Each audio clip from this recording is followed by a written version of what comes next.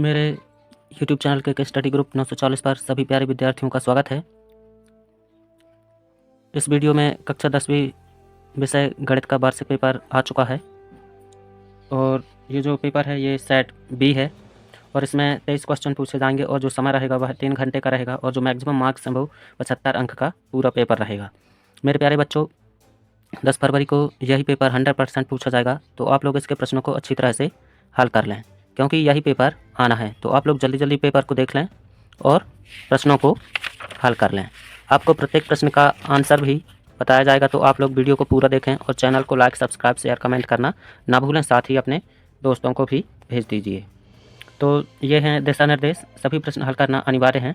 दूसरा है प्रश्नों के लिए वर्णित अंक उनके सम्मुख अंकित हैं। तीसरा है प्रश्न क्रमांक 1 से प्रश्न क्रमांक 5 तक वस्तुनिष्ठ प्रश्न है। चौथा प्रश्न क्रमांक 6 से 23 तक प्रत्येक प्रश्न में आंतरिक विकल्प दिए गए हैं। अब हम देखते हैं प्रश्न पहला। तो प्रश्न पहला है सही विकल्प चुनकर लिखिए। तो इसमें है पहला, संख्याओं 5 और 10 का महत्तम समावर्त HCF होगा 0, 1, 5, 10। तो इसका जो राइट आंसर होगा बच्चों वह होगा 5। दूसरा है, यदि किसी द्विघात बहुपद ax की घात 2 धन bx धन c के शून्यक a और अल्फा और बीटा हो तो अल्फा प्लस बीटा का मान होगा। तो इसका जो राइट आंसर होगा a c/a b c और c ऋण b/a और d ऋण a/c। तो इसका जो राइट आंसर होगा वह होगा c ऋण b/a। तीसरा है रैखिक समीकरण युग्म a1x plus b1y plus c1 बराबर 0 तथा a2x धन b2y धन c2 बराबर 0 के कोई हल नहीं होने की शर्त है। तो इसका जो राइट आंसर होगा वह होगा बी a1 बटे a2 बराबर b1 बटे b2 बराबर नहीं है c1 बटे c2 के। प्रश्न चौथा है, AP अनुपात 1 ऋण 1 ऋण 3 ऋण 5 में सार्व अंतर है। तो इसका जो राइट आंसर है वह है ऋण 2। पांचवा है, यदि किसी त्रिभुज की एक भुजा के समांतर अन्य दो भुजाओं को भिन्न भिन्न बिंदुओं पर प्रतिच्छेद करने के लिए एक रेखा खींची जाए तो ये अन्य दो भुजाओं की एक ही अनुपात में विभाजित हो जाती हैं। इस कथन को निम्नलिखित नाम से जाना जाता है। तो इसका जो राइट आंसर होगा बच्चों वह होगा आधारभूत अनुपातिकता प्रमेय। अब देखते हैं प्रश्न दूसरा, रिक्त स्थान। प्रश्न दूसरा, रिक्त स्थान भरिए। तो पहला है, इसमें 3 करणी 2 1 खाली स्थान संख्या है। तो अपरिमेय और परिमेय, तो यहाँ पर ये जो ऋण 3 करणी 3 करणी 2 1 अपरिमेय संख्या है। दूसरा है, यदि px एक द्विघात बहुपद है तो px बराबर 0 को वर्ग समीकरण कहते हैं। ये इसका राइट आंसर हो जाएगा। तीसरा है, किसी द्विघात समीकरण के मूल यदि वास्तविक और समान है तो विभक्त कर का मान खाली स्थान होगा। तो यहाँ पर जो राइट आंसर होगा वह होगा 0। चौथा है, समांतर श्रेणी a into a plus D a plus 2d और a plus 3d dot dot का 10वां पद खाली स्थान होगा। तो इसका जो राइट आंसर होगा वह होगा a प्लस ad। पाँचवा है, वे सभी आकृतियाँ जिनके आकार समान होते हैं परंतु उनके माप समान होना आवश्यक नहीं है, तो ये समरूप आकृतियाँ होती हैं, आकृतियाँ कहलाती हैं। छठवां है, बिंदु 0 और 4 y अक्ष पर स्थित है।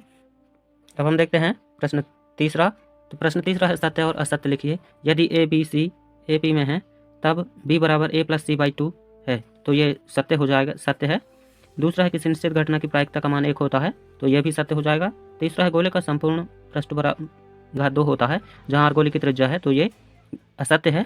चौथा है, किसी वृत्त की अनंत स्पर्श रेखाएं हो सकती हैं, तो यह भी सत्य है। पांचवा है, यदि किसी घटना की प्रायिकता p है तो 0 बड़ा नहीं है, p बड़ा नहीं है 1, तो यह भी सत्य है। छठवां है, क्षैतिज तल से ऊपर की ओर देखने पर दृष्टि रेखा क्षैतिज रेखा के साथ अवनमन कोण बनाती है, तो यह असत्य हो जाएगा। प्रश्न क्रमांक चौथा, सही जोड़ी बनाइए। तो sec स्क्वायर थीटा -1, तो इसका जो राइट आंसर होगा वह है tan स्क्वायर थीटा, ये इसका राइट आंसर हो जाएगा। दूसरा है cot थीटा, तो cot थीटा का मान होता है 1/tan थीटा। तीसरा है 1 माइनस साइन वर्ग थीटा, तो इसका जो राइट आंसर होगा cos वर्ग थीटा।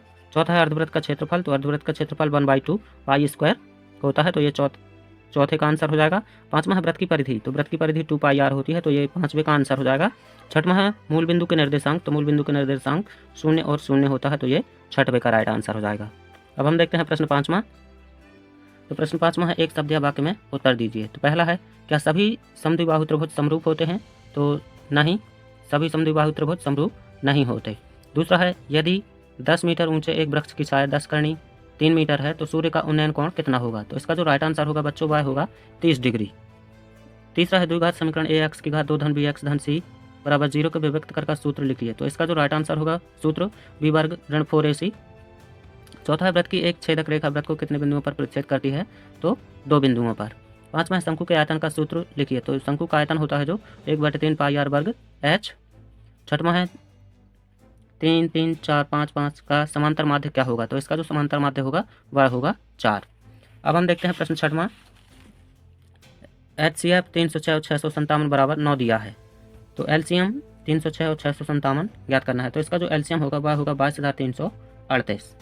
अथवा है दर्शाइए कि 5 ऋण करणी 3 एक अपरिमेय संख्या है। ये है 6वें का अथवा का हल। अब हम देखते हैं प्रश्न 7वां। संख्या 7429 को अभाज्य गुणनखंडों के गुणनफल के रूप में व्यक्त कीजिए। तो यह है प्रश्न 7वें का हल।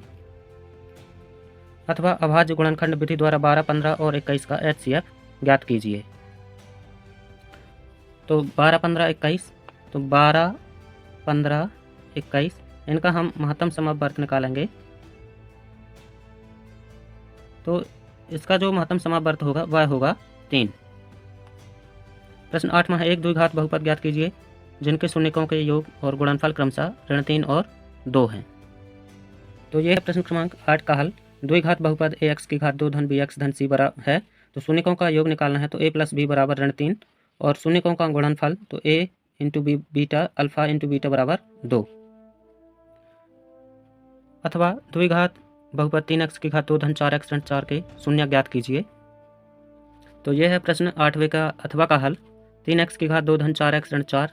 तो इसको हम जब हल करेंगे तो 3x की घात 2 धन 6x ऋण 2x ऋण 4। तो यहाँ से हम 3x कॉमन निकाल लिए तो यहाँ बचेगा ax और धन 3 दूनी 6। तो x धन 2 ऋण 2 एकम 2 2 दूनी 4। तो यहाँ से हम 2x 2 कॉमन निकालेंगे तो यहाँ बचेगा x ऋण 2 और ऋण का अंदर गुणा करा देंगे तो धन का हो जाएगा। तो यह आ जाएगा आंसर x धन 2 कोष्टक 3x ऋण 2। प्रश्न 9वां है 4u की घात 2 ऋण 8u के शून्यक ज्ञात कीजिए। तो यह है प्रश्न 9वें का हल। 4u की घात 2 धन 8u। तो यहाँ से हम 4u कॉमन निकाल लेते हैं तो यहाँ बचेगा u प्लस 2 बराबर 0। तो 4u बराबर 0 और u प्लस 2 बराबर 0। तो u बराबर 0 और u बराबर -2 ये इनके शून्यक हो जाएंगे। अथवा द्विघात बहुपद 4x की घात 2 धन 5x ऋण 6 के शून्यकों का गुणनफल ज्ञात कीजिए। प्रश्न 10वां है 3 बल्लों तथा 6 गेंदों की कीमत 3900 है तथा 1 बल्ले एवं 3 गेंदों की कीमत 1300 रुपये है। तो बीजगणितीय समीकरणों का निर्माण कीजिए। तो यह है प्रश्न 10वें का हल। माना कि बल्ले का मूल्य x रुपये है और गेंद का मूल्य x रुपये y रुपये। तो प्रश्नानुसार 3 बल्लों की कीमत 3x और 6 गेंदों की कीमत 6y। तो कुल कीमत जो होगी तो 3x धन 6y बराबर 3900। ये पहले समीकरण का निर्माण हो जाएगा। फिर हम पुनः प्रश्नानुसार तो एक बल्ला की कीमत x और गेंद की कीमत 3y। तो कुल कीमत जो होगी x धन 3y बराबर 1300। तो ये हमारे 2 समीकरण हो जाएंगे। अथवा रैखिक समीकरण y बराबर mx धन 3 में यदि x बराबर ऋण 2 और y बराबर 5 हो तो m का मान क्या होगा? तो ये है प्रश्न 10वें का अथवा x बराबर ऋण 2 और y बराबर 5। तो m का मान प्राप्त करने के लिए x और y का मान समीकरण इसमें हम y बराबर mx धन 3 में रख देंगे तो हमको m बराबर ऋण 1 प्राप्त हो जाएगा। प्रश्न 11वां है समीकरण 2x की घात 2 धन 5x धन 3 बराबर 0 को विभक्त कर का मान ज्ञात कीजिए।